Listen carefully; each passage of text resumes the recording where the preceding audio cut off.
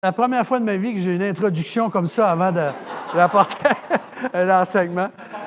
Oui, c'est ça. Alors, bonjour à tous. Joyeuse Pâques à tous. Ça fait vraiment plaisir de vous voir ce matin et vous exprimer nos meilleurs vœux. Si vous nous visitez, c'est peut-être le cas ce matin, ou si vous êtes en ligne avec nous, bien, on est heureux de vous accueillir. Et je veux remercier l'équipe musicale parce que je confesse que je suis le coupable qui a fait cette demande spéciale. Il y a 2-3 semaines à peu près, j'en ai parlé à il dit pas de problème avec l'équipe que j'ai là. Fait que on n'a rien à envier, hein? La qualité musicale qu'on a ici là. Je vous garantis, il y a des églises plus grandes que j'ai très bien connues qui n'ont pas nécessairement la même toute la variété de ce qu'on a ici. Alors gloire à Dieu pour ça, c'est vraiment une joie. Je remercie l'équipe pour le travail qu'ils ont fait. Et puis Gaston, ben dans ta prière là. On dirait que tu as lu mes notes un petit peu. C'est correct. C'est pas grave, je t'en veux pas. Je t'en veux pas. Je vais faire mon malcommode, si vous permettez, juste un petit moment, d'accord? Mais vous allez voir pourquoi je fais ça. C'est pas pour être méchant, là.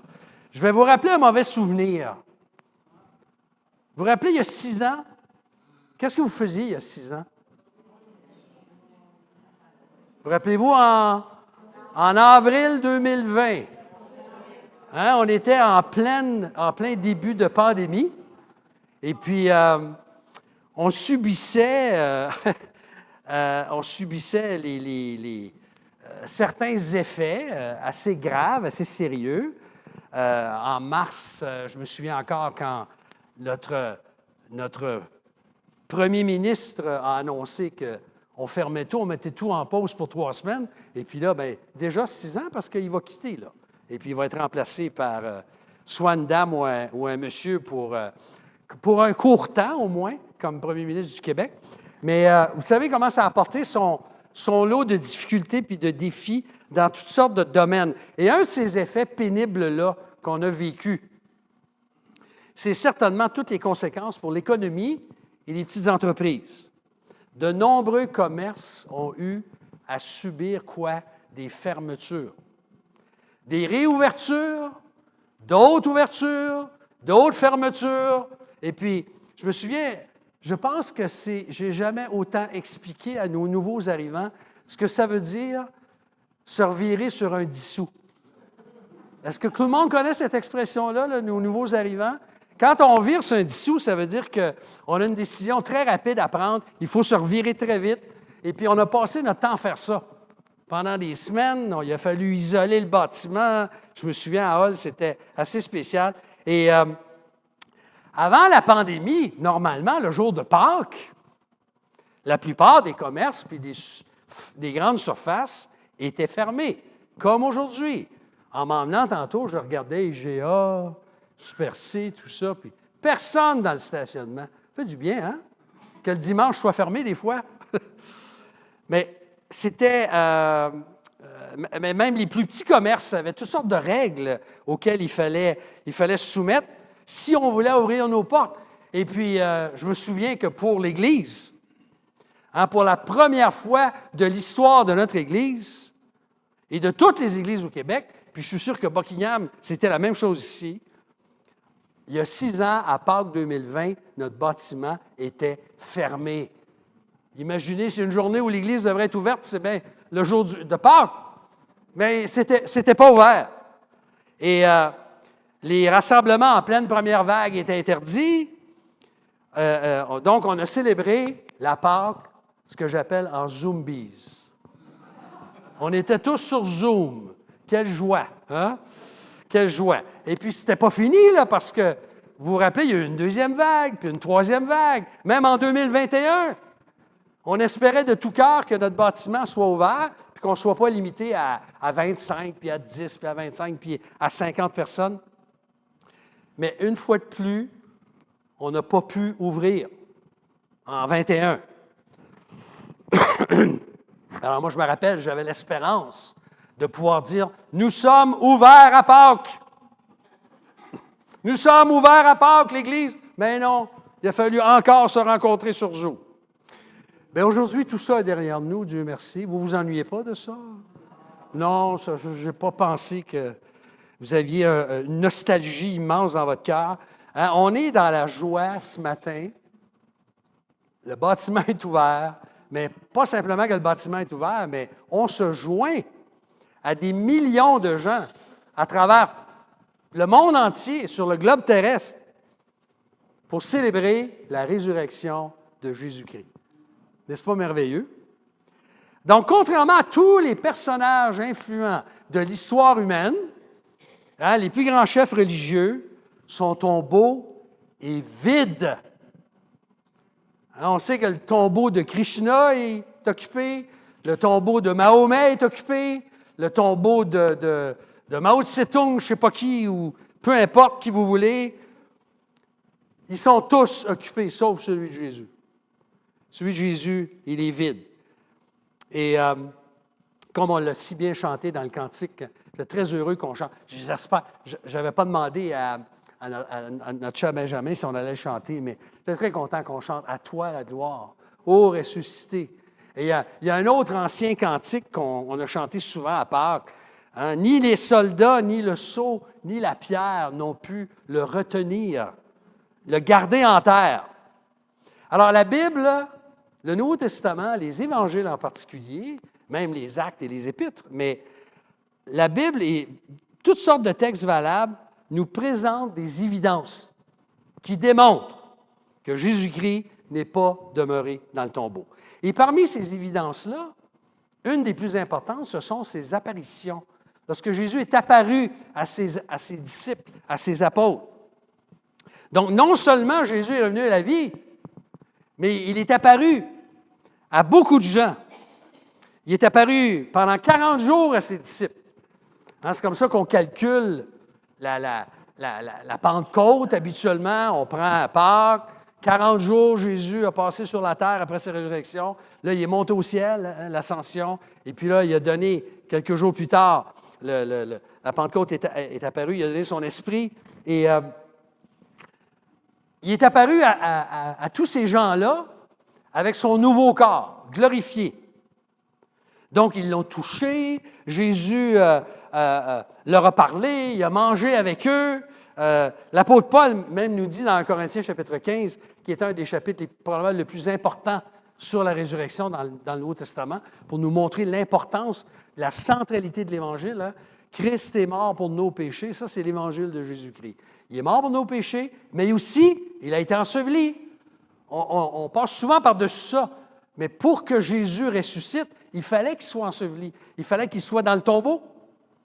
Et Jésus n'a pas été mis dans la terre, dans son cas, mais il a été mis dans un tombeau. Et 3 jours, on sait que ce n'est pas 3 jours notre façon de calculer, mais chez les Juifs, avec 1 jour, 1 nuit, 1 jour, 1 nuit, 1 jour, 1 nuit, ça faisait 3 jours et 3 nuits, même si pour nous, ça fait à peu près 1 journée et demie entre sa mort et sa résurrection.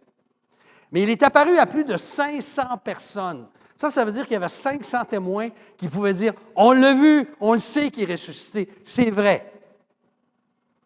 Et parce que le tombeau est bien ouvert, parce que Jésus, maintenant, il règne, il intercède au ciel comme le seul médiateur entre Dieu et les hommes. Il est le seul qui est qualifié pour nous représenter auprès de Dieu. Il est ce que la parole de Dieu appelle notre grand prêtre, notre souverain sacrificateur.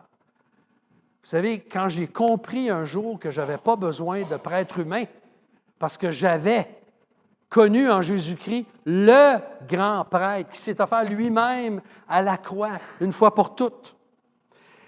Mais en lisant les évangiles, et là vous allez comprendre où est-ce que je m'en vais là, il n'y a pas que le tombeau qui soit ouvert. Savez-vous ça? Il y a d'autres choses qui ont été ouvertes le jour même de la résurrection de Jésus. Et le récit, justement, qu'on va regarder, c'est le récit sur le chemin d'Emmaüs, les disciples d'Emmaüs. Dans Luc 24, je vais vous inviter, si vous avez un Nouveau Testament avec vous, sinon, on va afficher le texte de toute façon. Dans Luc 24, versets 13 à 34, Jésus apparaît sur la route en direction du village d'Emmaüs, et puis ensuite, il va apparaître à ses apôtres, au verset 36 et 48 du même chapitre, toujours dans Luc, chapitre 24. Et on va constater ensemble, c'est vraiment intéressant de faire cet exercice-là, qu'est-ce que Jésus a ouvert le jour de sa résurrection même? Hein, les heures qui ont suivi, le jour même de sa résurrection. La première chose que Jésus a ouverte, ou ce que Jésus a ouvert, il a ouvert ou expliqué les Écritures. Si vous allez au verset 13, je vais lire juste, le texte ne sera pas affiché, mais faites juste écouter si vous ne pouvez pas suivre. Moi, je lis dans la version de l'apôtre Paul, en passant. La seconde révisée à la colombe, c'est celle que l'apôtre Paul lisait, je pense. Le problème, c'est que Paul ne lisait pas en français, donc...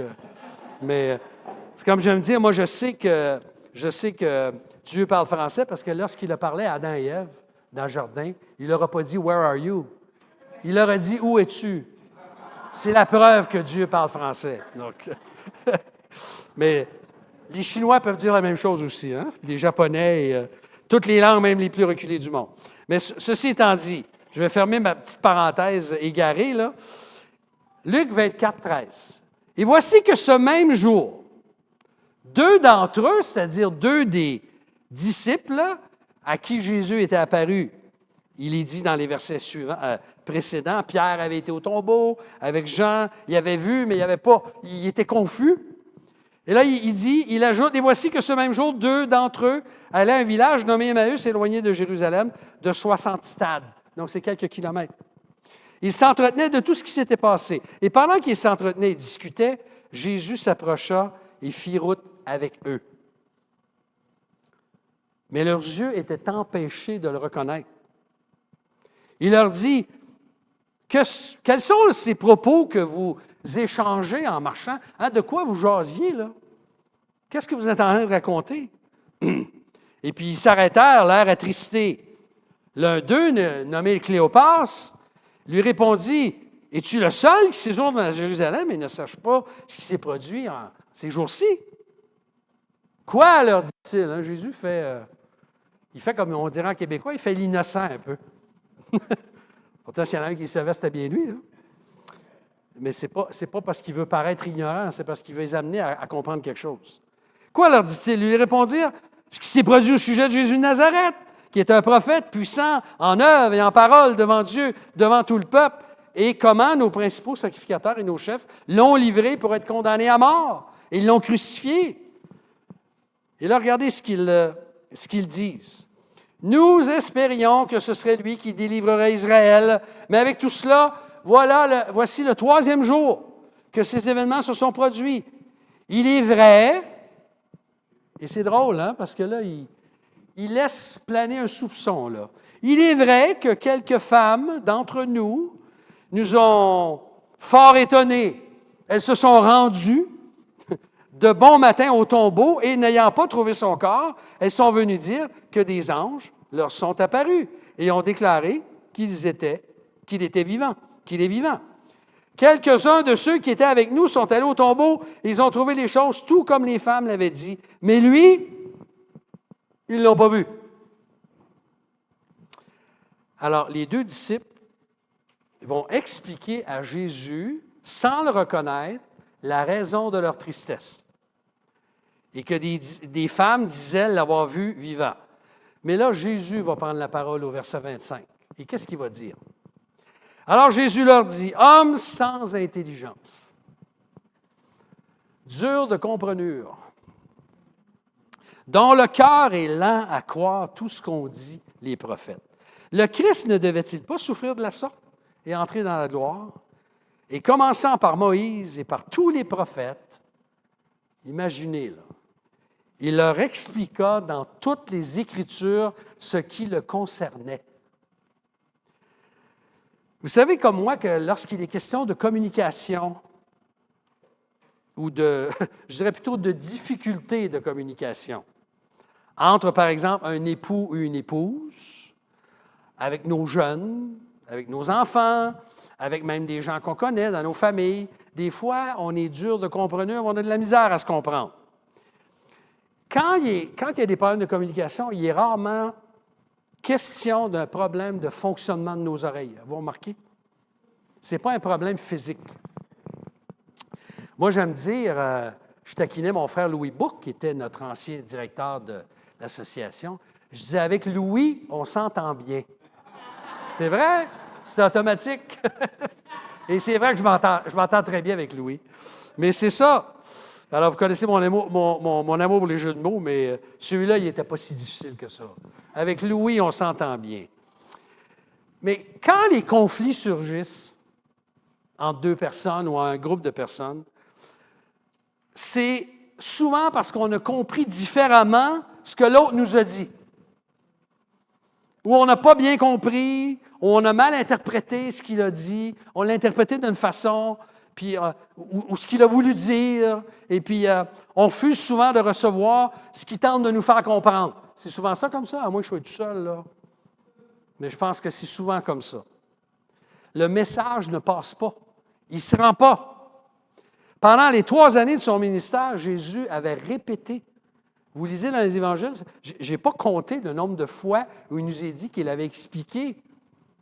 Il avait annoncé qu'il allait mourir, qu'il allait à Jérusalem, qu'il allait mourir, qu'il allait être arrêté, qu'il allait souffrir entre les mains du monde et, entre les mains des hommes, et ressusciter d'entre les morts le 3e jour. Mais malgré tous ces enseignements-là, qu'est-ce qui est arrivé?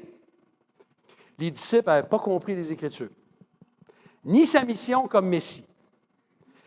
Mettons-nous un instant dans la peau de Cléopas. Il est question de Cléopas.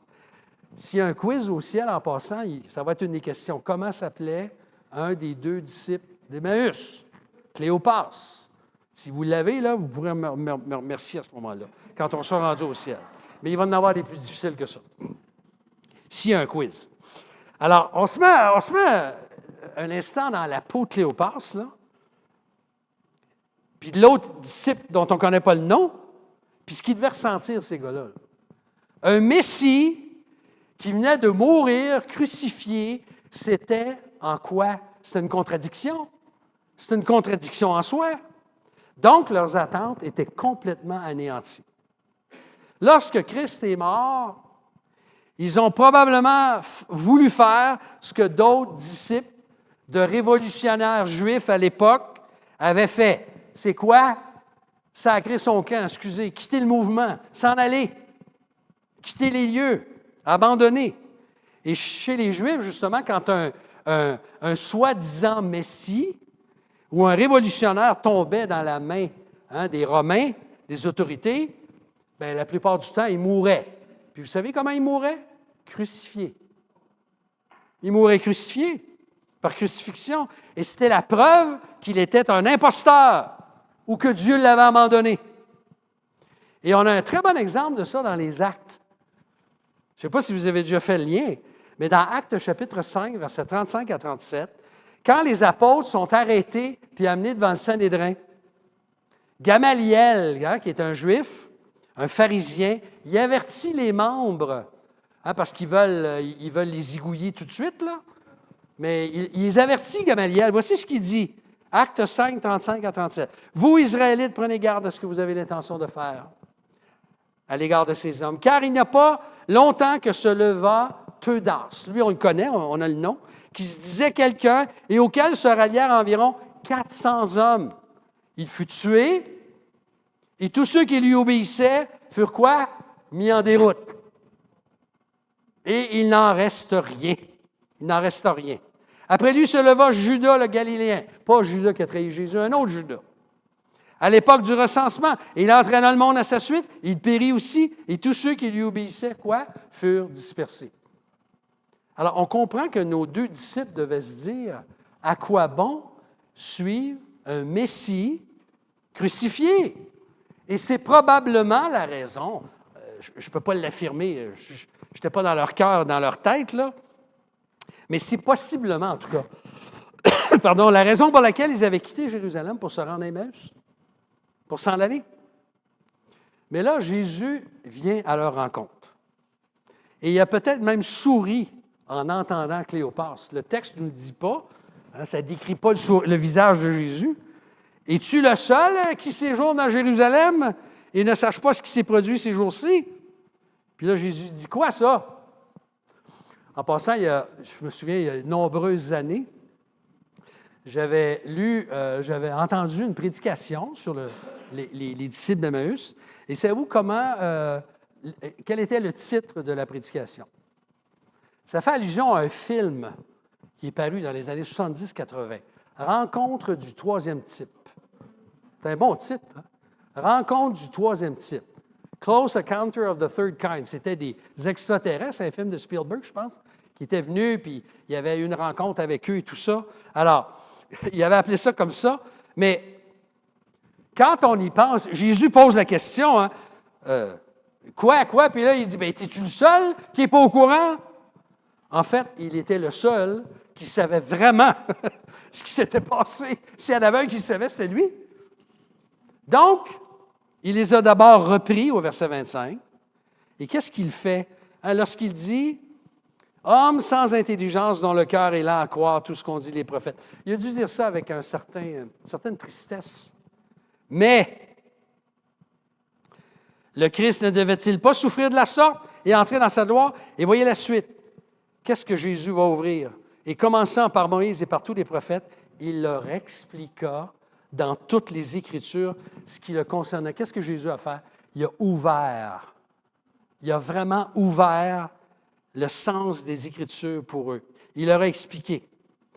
J'oublierai jamais, ça fait 45 ans de ça, j'étais à Montréal dans un cours de Sembec avec un monsieur qui s'appelait Roger Nicole, qui est avec le Seigneur depuis des années, un grand théologien français. Et vous savez, les Français, quand ils parlent avec leur accent, là, ça ressemble à M. Alexandrian, excusez.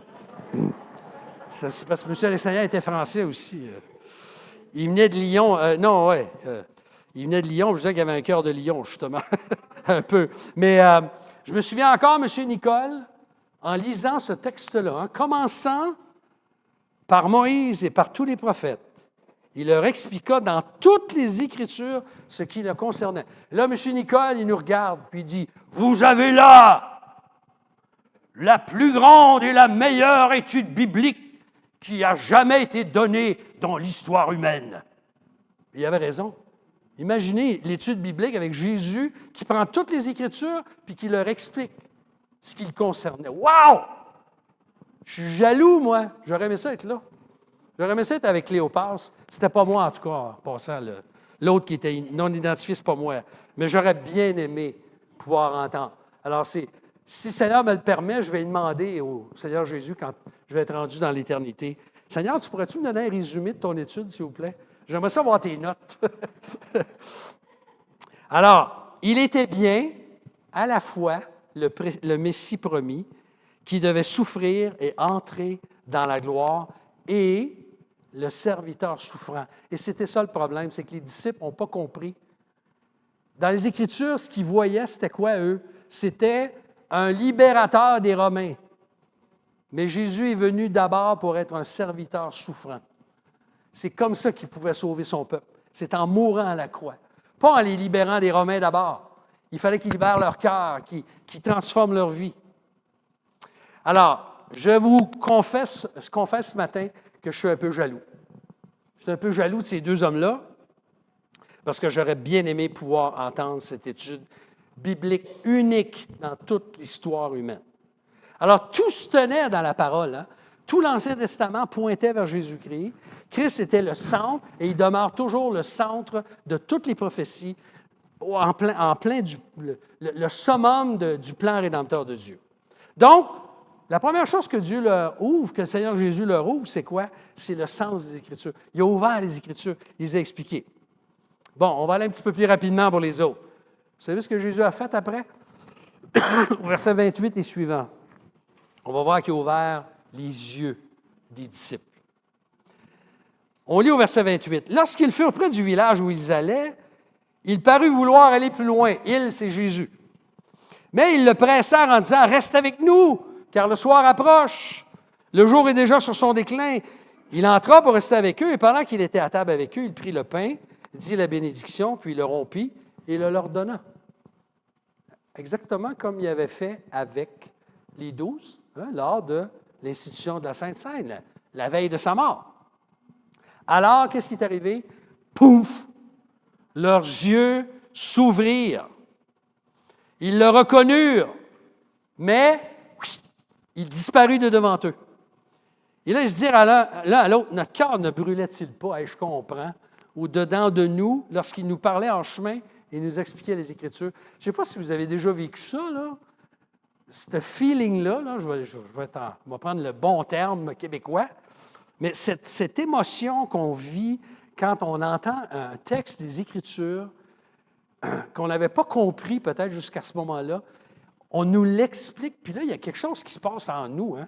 Il y a comme c'est fébrile, là. Il y a une joie, là. Il y a toute une bénédiction. Bien, c'est exactement ce qu'ils ont vécu, les deux gars. Jésus leur a non seulement ouvert les Écritures, mais il a ouvert les yeux. Il est très intéressant de remarquer, quand on regarde dans le grand contexte de l'Évangile, quelques jours avant, dans sa compassion, Jésus avait ouvert les yeux de 2 aveugles, près de Jéricho, dans Matthieu 20, versets 29 à 34. Ici, il ouvre les yeux des disciples, au sens figuré, pendant qu'il rompait le pain avec eux, pour qu'ils le reconnaissent. C'était vraiment dans ce but-là, pour qu'ils le reconnaissent.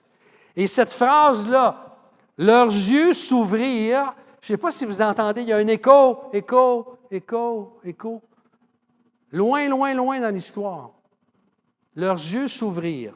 Ça fait-tu penser à quelque chose? À Genèse, merci. Merci, mon frère. Un autre repas dans la Genèse. Un autre repas. Alors que Adam et Ève ont mangé le fruit, défendu l'arbre de la connaissance du bien et du mal. Ils ont été séduits par le serpent. Ils ont mangé ce fruit-là. Et puis, il est dit, c'est intéressant, la même expression, les yeux de tous deux s'ouvrirent. Mais ils ne sont pas ouverts à la même chose. Les yeux de nos premiers parents s'ouvrirent à la réalité du péché, d'être séparés de Dieu et à toutes les malédictions qui découleraient du péché. En tout cas, ils ont compris quelque chose là. Mais dans ce récit de Luc 24, dans le cadre d'un autre repas, non pas de l'arbre de la connaissance du mal, le fruit de l'arbre de la connaissance du bien et du mal, mais avec Jésus lui-même, les yeux les yeux des disciples sont ouverts, non pas à la malédiction, mais quoi? Du péché et de la mort, cette malédiction-là? Non! Parce qu'au verset 16, Luc précise, il avait pris soin de préciser, leurs yeux étaient empêchés de le reconnaître. Quand Jésus est apparu avec eux au début, ils ne l'ont pas reconnu. Mais à un moment donné, ils sont rendus compte, « Hey, c'est Jésus! » Ils n'ont pas pu faire autrement que de se dire que leur cœur brûlait et il fallait absolument que les autres disciples, les 11, le sachent. Parce que je vous rappelle, là, c'est quelques heures après la résurrection là, que c'est arrivé, ça. C'est le même jour. Alors, c'est pourquoi, avec les yeux ouverts, ils sont empressés de retourner le plus rapidement possible à Jérusalem. Pourquoi? Pour ouvrir d'autres choses. Ouvrir la bouche. Ouvrir la bouche le plus rapidement possible et raconter aux autres disciples leur expérience unique et déterminante avec le Seigneur. Mais je n'ai pas fini. Parce que Jésus a ouvert autre chose. Quand ils vont arriver à Jérusalem, ils vont revenir à Jérusalem, si vous regardez au verset 36, pendant qu'il parlait de la sorte, excusez, je suis rendu trop loin là. À partir du verset, c'est 36, moi j'étais correct, c'est bien ça. Tandis qu'il parlait de la sorte, là, parce que là, ils sont arrivés, ils l'ont raconté, on l'a vu le Seigneur, mais les disciples n'étaient pas encore tous convaincus. Là. Verset 36, pendant qu'il parlait de la sorte, lui-même se présenta au milieu d'eux, Jésus, et leur dit « Que la paix soit avec vous. » Saisi de frayeur et de crainte, il pensait voir un esprit, un fantôme. Mais il leur dit « Pourquoi êtes-vous troublés? Pourquoi ces raisonnements s'élèvent-ils dans vos cœurs? Voyez mes mains, mes pieds, c'est bien moi. Touchez-moi et voyez un esprit n'a ni chair ni os, comme vous voyez que j'en ai. » Il disait, en disant ça, il leur montra ses mains, ses pieds. Et comme dans leur joie, ils ne croyaient pas encore, « Hey, les gars, vous êtes bien durs de comprenure, ça se peut-tu? Comment ça se fait? Vous le voyez, là, vous l'avez touché, puis vous ne le comprenez pas encore, vous ne le croyez pas. » Et qu'ils étaient dans l'étonnement, il leur dit, « Avez-vous ici quelque chose à manger? » Puis Jésus leur montre que c'était vraiment lui, et ils mangent. Ils lui présentèrent un morceau de poisson grillé. Bien qu'ils vont dire qu'il n'aurait pas pu y offrir un bon steak ou un bon morceau de poulet. Hein. Ceux qui n'aiment pas le poisson, là. J'ai une fille, moi, qui n'aime pas le poisson, pas capable de manger du poisson.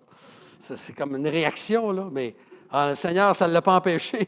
Il l'a pris, il le mangea devant eux, puis il leur dit, c'est là ce que je vous disais lorsque j'étais encore avec vous. Jésus répète encore ce qu'il avait dit tout le temps. Il fallait que s'accomplisse tout ce qui est écrit de moi dans la loi de Moïse, dans les prophètes et dans les psaumes. Et là, regardez la prochaine expression.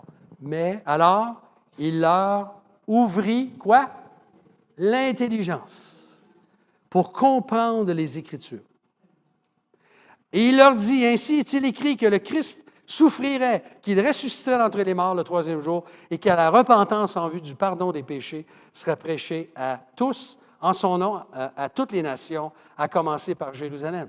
Vous en êtes témoins. Et voici, j'enverrai sur vous ce que mon Père a promis, mais vous restez dans la ville jusqu'à ce que vous soyez revêtus de la puissance d'en haut, c'est-à-dire le Saint-Esprit qui allait leur être donné à la Pentecôte. Alors, Jésus ouvre les yeux des disciples. Donc, ce que ces versets-là nous racontent, en fait, c'est la deuxième apparition. Et dans sa grande compassion, Jésus, son amour les rassure. Il fait preuve d'une patience incomparable, parce que malgré leur joie, ils sont lents à comprendre, ils sont étonnés. Et comme il avait fait avec les deux disciples, vous remarquez la similitude? Qu'est-ce qu'il a fait avec les deux disciples? Il a mangé avec eux. Là, il mange. Il mange du poisson avec eux. Pour leur prouver qu'il était bien ressuscité avec un corps glorifié. Le même corps dont nous allons hériter lorsque Jésus reviendra ou qu'il va tous nous prendre avec lui. On va ressusciter avec le même corps. Donc, il leur rappelle ce qu'il leur avait dit avant sa mort et sa résurrection, que tout ce que l'Écriture annonçait, la loi de Moïse, les prophètes, les psaumes, tout ça s'est accompli. Et là, il leur ouvre l'intelligence. Lui seul pouvait le faire. Et sais-tu, cette réalité-là, elle est exactement la même 2000 ans plus tard. Il n'y a pas de différence. Sans l'intervention du Seigneur Jésus, sans l'intervention de Dieu lui-même, sans l'intervention, et on voit, je pense que Benjamin, il me semble qu'il a mentionné la Trinité tantôt, à moins que je rêvais. Tu l'as mentionné dans une des transitions. Les trois sont impliqués. L'Esprit de Dieu nous a convaincus. Jésus est venu en nous. Le Père nous a attirés à lui. Les trois personnes de la Trinité sont impliquées dans le salut, dans cette œuvre, je dirais, miraculeuse que Dieu fait dans le cœur des êtres humains. Personne ne peut comprendre les Écritures, le message même de l'Écriture, sans l'intervention du Seigneur lui-même, qui ouvre l'intelligence. Je pense que je vous ai mentionné, il me semble que c'est la dernière fois, j'en reviens pas encore, ça fait 50 ans, au mois de mars, que je dirais plutôt que le Seigneur m'a attiré à lui. Le Seigneur m'a attiré à lui, il m'a ouvert l'intelligence. J'avais presque 19 ans. Là, tous ceux qui voulaient savoir mon âge, vous le savez. Là. Je vais avoir 89 ans, mais je ne les fais pas. Puis je ne sais pas compter non plus, excusez. Mais si Dieu n'avait pas ouvert l'intelligence des apôtres, la vérité du verset 47 n'aurait jamais vu le jour. La repentance en vue du pardon des péchés serait prêchée en son nom à toutes les nations. Et c'est pourquoi, pour qu'ils puissent faire ça, ils avaient besoin de la puissance du Saint-Esprit à la Pentecôte. Pourquoi? Pour ouvrir la bouche et répandre l'Évangile partout. Jusqu'à aujourd'hui, en 2026. Donc, si tu as compris l'Évangile, si j'ai compris l'Évangile, de l'amour de Dieu en Jésus-Christ pour moi, pour toi, n'oublie jamais, jamais que ce n'est pas parce que tu étais plus intelligent que les autres. Toi, tu étais plus fin, plus sage, plus capable de comprendre le sens des Écritures. Non, non. C'est parce que le Seigneur a bien voulu, par son Esprit, ouvrir notre intelligence voilée pour comprendre l'amour de Christ à la croix du Calvaire pour nous. Et je vais terminer avec une chose qui n'est pas dans le texte. Là, je vais vous montrer ce qu'il ne faut pas faire, mais vous allez comprendre pourquoi je fais ça. Je suis excusable. Ce n'est pas mentionné dans le récit ici, mais si le Seigneur nous a ouvert les yeux, le sens des Écritures, l'intelligence, qu'est-ce qu'il a fait en fait? Qu'est-ce qu'il a ouvert? Il a ouvert, selon l'Épître aux Hébreux en particulier, l'accès auprès de Dieu. Et le ciel, pour nous. C'est ce que l'auteur dans Hébreux nous dit, dans Hébreux chapitre 10. Je vous lis brièvement. « Ainsi donc, frères, nous avons l'assurance d'un libre accès au sanctuaire par le sang de Jésus. Accès que Jésus a inauguré pour nous comme un chemin nouveau et vivant au travers du voile, c'est-à-dire de sa chair. Et nous avons un souverain sacrificateur établi sur la maison de Dieu, un grand prêtre. Approchons-nous donc d'un cœur sincère, avec une foi pleine et entière, le cœur purifié d'une mauvaise conscience et le corps lavé d'une eau pure. » Le ciel, chers amis, nous est maintenant ouvert parce que Jésus a ouvert tout le reste. L'accès est libre. Maintenant, je n'ai plus à passer par quelqu'un. Le chemin nouveau et vivant, c'est Jésus lui-même qui nous l'a ouvert, en mourant sur la croix, en pavant le chemin littéralement. Il l'a rempli de bitume, hein, il l'a asphalté pour nous. Directement, on a maintenant accès directement dans la présence de Dieu, peu importe où on est. On peut s'approcher de Dieu avec un cœur sincère, une foi simple, pleine et entière. Et au chapitre 4, il nous déclare que puisque nous avons, toujours dans Hébreux, puisque nous avons un souverain sacrificateur, un grand prêtre qui compatit à nos faiblesses, il a été tenté comme nous, à tous égards, sans commettre de péché. Il dit, « Approchons-nous donc avec assurance du trône de la grâce afin d'obtenir miséricorde et de trouver grâce en vue de secours opportun. » Ça me rappelle en fait ce que Jésus a dit ailleurs dans les Évangiles, lorsqu'il a parlé de la prière. Vous rappelez-vous de cette fameuse phrase que Jésus a utilisée? Et elle contient le mot « ouvrir », le verbe « ouvrir ». Demandez et l'on vous donnera. Cherchez et vous trouverez. Et quoi? Frappez et quoi? Et l'on vous ouvrira. On vous ouvrira. Car quiconque demande reçoit, celui qui cherche trouve, et l'on ouvrira à celui qui frappe. Quand je frappe à la porte du Seigneur, il est toujours prêt à l'ouvrir. Il est toujours disponible. Alors, si la mort à la croix du Seigneur Jésus-Christ, c'est la réponse de Dieu. C'est même la solution au mal. C'est la solution à toutes les injustices de ce monde, c'est que Jésus-Christ a pris lui-même sur lui nos péchés, notre rébellion contre lui. Nous étions rebelles, la parole de Dieu nous dit. Nous sommes comme des brebis errantes qui cherchent chacun sa voie. Mais il dit que Dieu, le Père, l'Éternel, a fait retomber sur lui notre iniquité, l'iniquité de nous tous, nos péchés. Alors, si Jésus est la réponse, et je ne dirais pas juste si, puisque, je vais préciser, puisqu'il est la réponse, c'est la solution de Dieu au mal, au péché, à toutes les injustices, à toutes les souffrances de ses créatures. La résurrection, c'est la réponse de Dieu à la mort et à la séparation d'avec Dieu. Tu vois, qu'est-ce qui nous donne l'espérance dans cette vie, sinon que de savoir qu'un jour, on va être avec lui et que quand je vais aller au cimetière, là, c'est juste temporaire. Ça va être temporaire. Hein, notre déménagement au cimetière, il est temporaire en passant. Hein? C'est la dernière place où vous allez déménager, je ne sais pas si vous saviez. Si vous allez au cimetière, à moins que votre urne soit mise ailleurs, là. Mais la réponse, c'est la résurrection. C'est qu'on sait qu'un jour, on va ressusciter d'entre les morts. Et dans Acte 17, l'apôtre Paul, verset 30-31, il dit « Dieu, sans tenir compte des temps d'ignorance. » Il a dit ça il y a 2000 ans. Il y a beaucoup de gens qui sont encore très ignorants de cette bonne nouvelle. Et ce n'est pas parce qu'il y en a qui l'ont voulu, il y en a qui ne la veulent pas, qui la rejettent, mais il y en a qui l'ignorent, ils ont besoin de l'entendre.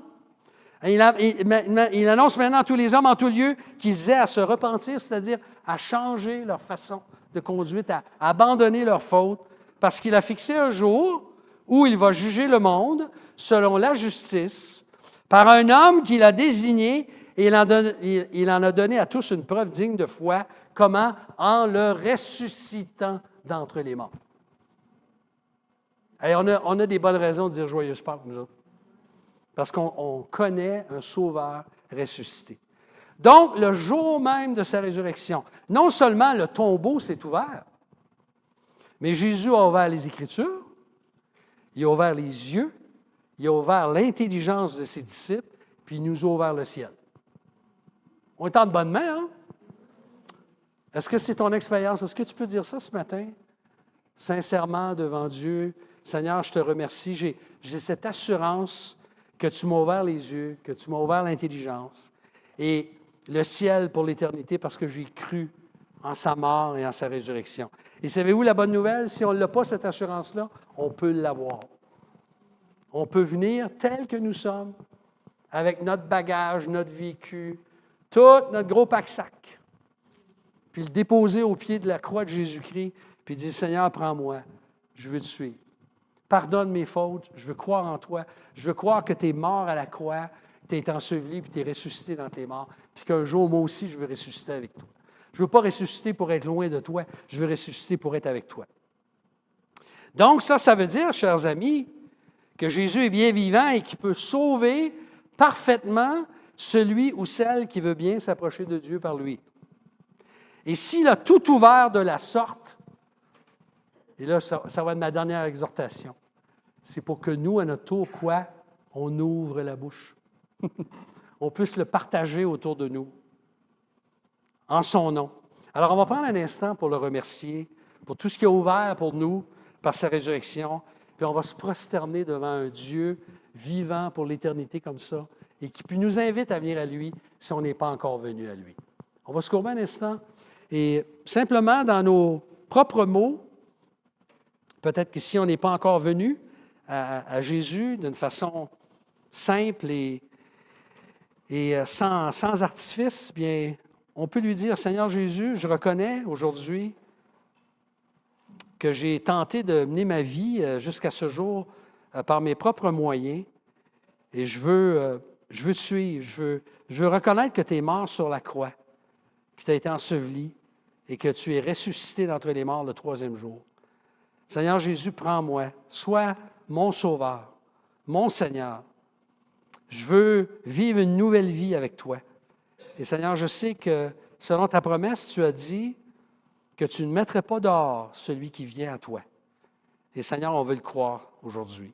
Alors, on vient à toi si on ne t'a pas encore connu, et on revient vers toi, Seigneur, si on te connaît déjà depuis un certain temps, afin que tu puisses nous aider à vivre la réalité de cette résurrection dans notre vie, qu'on puisse marcher en nouveauté de vie, mais aussi qu'on ouvre la bouche afin que d'autres puissent entendre le merveilleux message de l'Évangile. Sois béni, Seigneur Jésus, pour ta résurrection. Reçois toutes nos louanges, toute la gloire qui te sont dues, parce que tu es le seul digne. Oui, tu es vivant, tu intercèdes pour nous et tu reviens bientôt. Gloire à toi, Seigneur. Amen. Amen. J'imagine qu'on va chanter un cantique de résurrection.